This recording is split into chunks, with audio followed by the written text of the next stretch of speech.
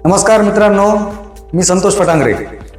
आज मित्रांनो, आनंदी प्रत्येक व्यक्तीला, प्रत्येक मनुष्य प्राण्याला वाटतं की आपण आनंदी राहायला पाहिजे, प्रत्येक मोमेंटला आपण आनंदात पाहिजे।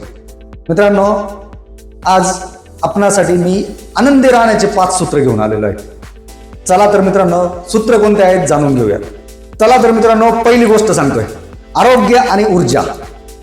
माणसाला जर काही शारीरिक व्याधी झाल्या ना, तर माणूस डिस्टर्ब असतो, तो त्या विचारांमध्ये गुंफलेला असतो। सुख आणि दुःख वेगळं आहे मित्रांनो, सुख आणि दुःखाची भाषा फार वेगळी आणि आनंदी या घटकाची भाषा फार वेगळी, आनंदी राहण्याची भाषा फार वेगळी।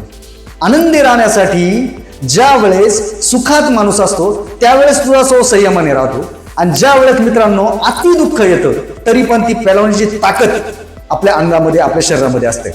म्हणजेच आरोग्य आणि ऊर्जा आनंदी राहण्याचा तो पहिला घटक आहे। मित्रांनो, चला तर दुसरा पॉइंट सांगतोय, चांगले संबंध। सगळ्यांशी जर प्रेमाचे संबंध असतील, कोणाशीच जर वैर नसेल, कोणाशीच भांडण नसेल, तर मित्रांनो आपल्या बाबतीत विचार करणारे सुद्धा चांगलेच मिळतील की नाही, चांगलाच विचार मार्केटला जाईल की नाही। आनंदी राहण्यासाठी आनंदी संबंध ठेवणं हे फार महत्वाचं असतं। संबंध जेवढे आनंदी असतील तेवढा व्यक्ती आतून आनंदी असतो। मित्रांनो, आनंदी राहण्याचा दुसरा घटक, आनंदी राहण्याचा तिसरा घटक, अर्थपूर्ण काम। ज्या कामामध्ये मला आनंद मिळतोय, ज्या कामामध्ये खरोखर तथ्य आहे, ज्या कामातून मला प्रेरणा मिळते, ऊर्जा मिळते, आणि ते काम मी अंतर्मनातून करून ते एकदम परफेक्टली सक्सेस करतोय, हे काम जर मला सातत्याने मिळत गेलं ना, तर मी त्या अर्थपूर्ण कामामुळे आनंदी राहतो। आणि आनंदी राहण्याचं हे तिसरं घटक। मित्रांनो, चौथा मुद्दा प्रेझेंट करतोय, आर्थिक स्वातंत्र्य।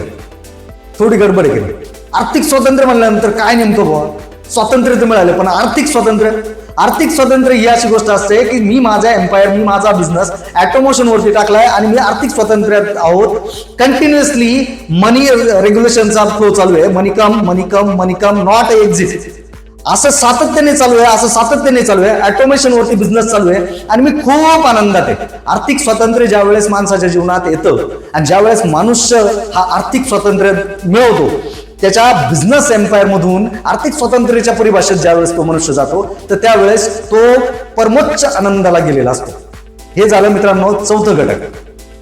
पाचवा मुद्दा आहे मित्रांनो, स्वप्रकटीकरण। स्वतः प्रेझेंट व्हायचंय, स्वतःला प्रकट करण्याची इच्छा आहे। प्रत्येकाला प्रकट करण्याची इच्छा असते।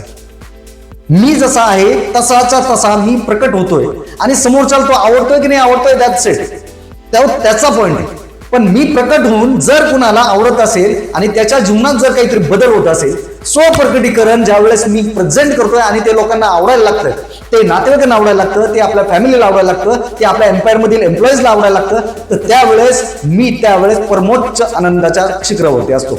आनंदाच्या शिखरावरती तेव्हाच व्यक्ती जातो ज्या वेळेस प्रकटीकरण आपलं स्वतःचं चांगलं असतं आणि समोरच्या व्यक्तींना आपल्याविषयीची आवड निर्माण होते।